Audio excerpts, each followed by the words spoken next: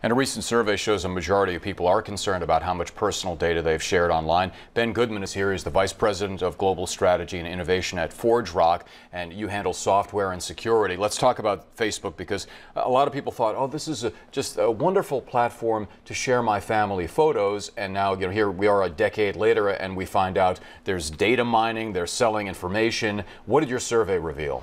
Well, so let me talk about who we are and why we did this survey. So ForgeRock's a company that does digital identity. So we, if you think about your physical identity, there are attributes about you, how tall you are, the color of your eyes, the color of your hair. Well, what all these sites have been doing is they've been taking digital attributes about you, but where you go, what you do online. And so ForgeRock manages digital identity and the security around it. And so what our survey showed was that 40% of people don't even recognize what they're sharing online. And that's really important, and I think that's very telling.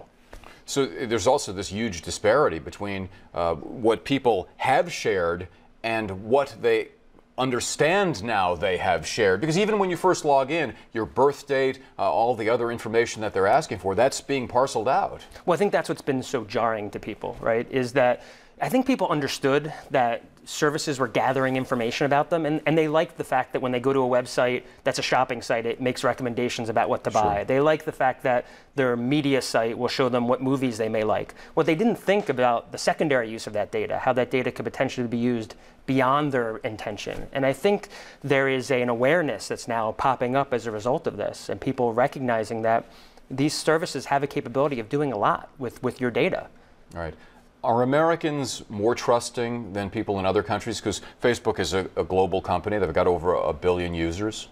Yeah, so we did 2 different surveys, and it was interesting. One that we did said that Americans were more trusting, and one actually showed the inverse. I think the interesting fact here is that regardless of where you are globally, now people are going to be much more aware. And as you and I were saying earlier, there's probably a greater awareness now than there ever was. And so if we probably did the survey today, I think we would see even greater shifting sentiment about how people use their data. How long ago did you do the survey? We did I'm not sure exactly, but definitely before all this news that came out. All right, so now that we have all this wealth of information about what's being done with our information, what can you do? What can I do to protect my personal information online? Well, there's a couple of things to think about. First of all, when you share this data, generally speaking, that data is shared forever. So as your life changes, as your relationship status changes, as your political views change, whatever it may be, that share stays in place. And so you have to do these type of privacy checkups, if you will, to go see who you've shared your data with. And that was one of the things Facebook talked today, that they're going to try to make that easier. Another important thing is it's going to be key now for brands and different services that are collecting your data to make privacy dashboards available that give people the tools to do this. And that's something that we've focused on really heavily. And I think the relationship between people and these brands is going to change.